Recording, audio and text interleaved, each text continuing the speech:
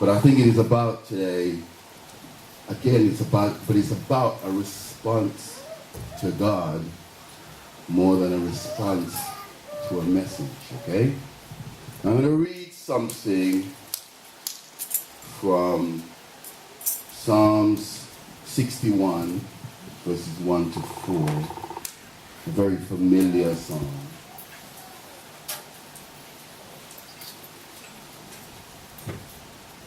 And it says this: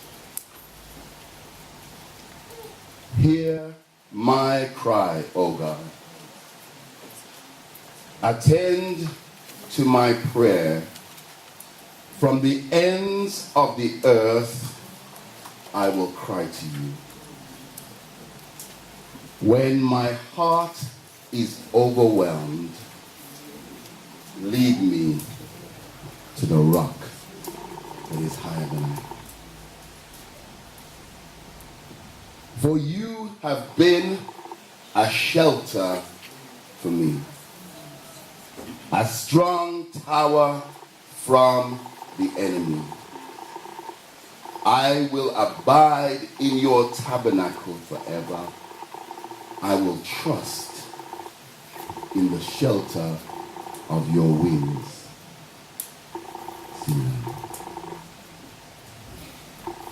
What can overwhelm your heart? I'm going to talk about three sort of things today. Hold on. And the first thing I'll talk about, what can overwhelm your heart, is sin. Now, let me do some calculations here. I got saved when I was about 16 years old. Right?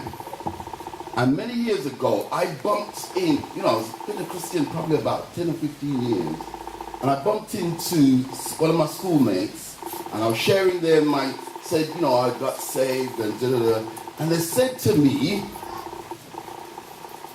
oh yes, you was always a goody two-shoes. Now some people surprised by that. But it is an interesting thing between their perception of me and the reality of me was very different. The reality of me before God intervened in my life is, maybe some people may have seen a goody something, but the reality was that I was somebody was full of sin and pride and despair until Jesus found me.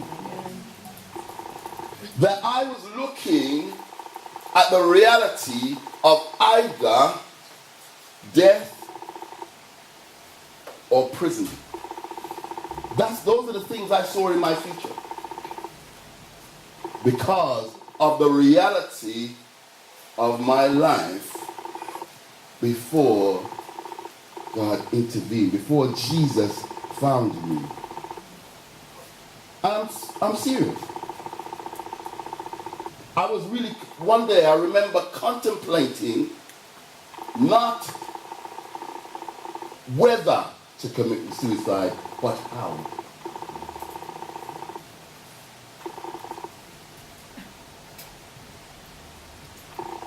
So that was the level of depths of despair that I was in. And I have lots, sure people have other friends here, company you keep.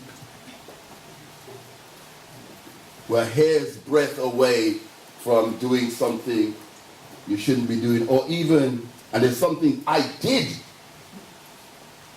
that I got away with that could have meant a different path completely from me. So when there is a difference between that image that we can project, the thing that people see, the thing that people get to think, well, that person, you're a nice person. You're a good person. Your heart can still be overwhelmed by sin. And I know that for myself, that sin can overwhelm your heart. So when my heart is overwhelmed by sin, lead me to the rock that is higher than I. Lord. Amen. So what else can overwhelm a heart?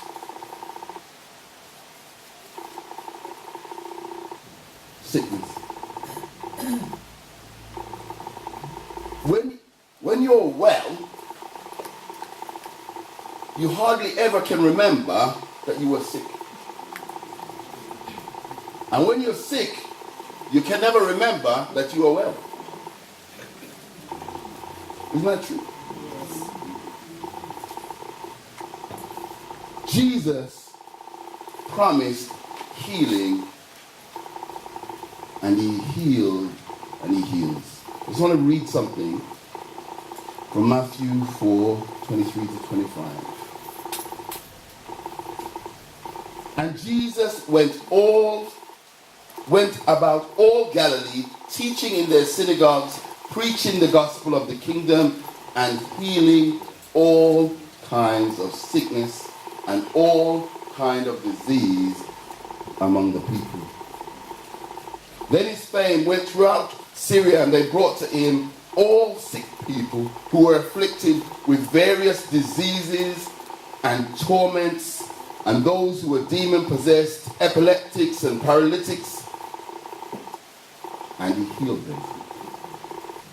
Great multitudes followed him from Galilee and from Decapolis, Jerusalem, Judea, and beyond the Jordan.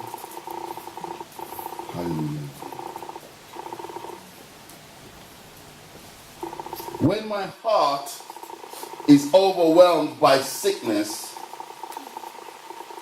lead me to the rock that is higher than I. What can overwhelm a heart? Grief and sorrow.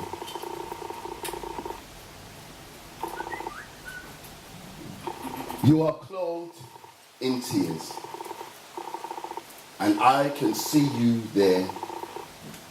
You are trying to stand so strong, but you are clothed in tears. You are wearing them in the smiles and the I'm all right. But you wear them still, and I can see you can't take them off, no matter how hard you try. No matter how hard you try now. No one can take them away from you now. You lay them down. Then suddenly you find you pick them up. In a quiet moment, unexpectedly, memory tricks you to wear them again. With the unease of an ill-fitting suit or a too short skirt, too tight shoes, you are forced to wear out of fashion, but in time, you are clothed in tears.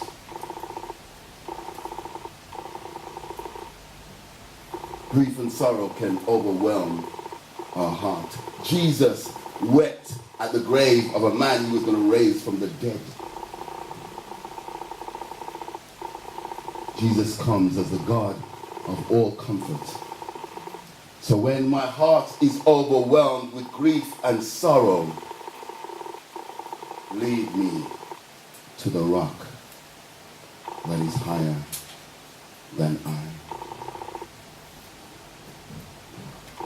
What can overwhelm a heart? Circumstances and hurt.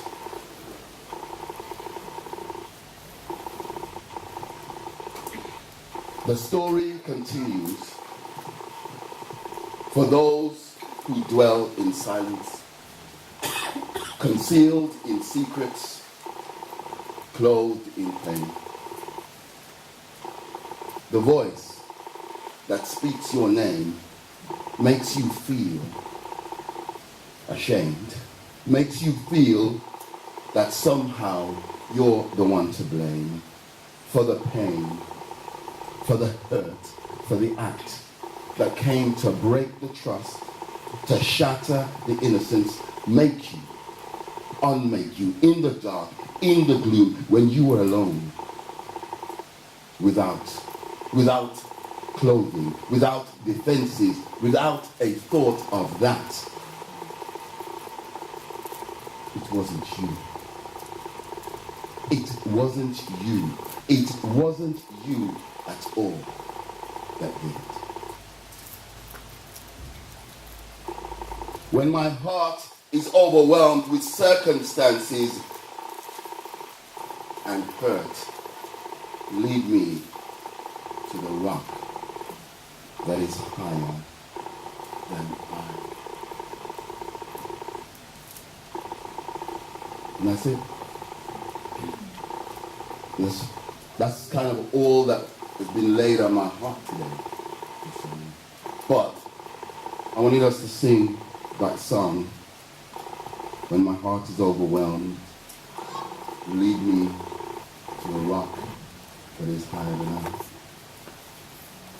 Because if something that what I've said or read or meets you at a place where you're in need, where your heart is overwhelmed and you need to come to the rock, I want us to come and share together, come and walk together, come and shelter together in that rock. So can I have some voices and things, people up here who can sing and make melody?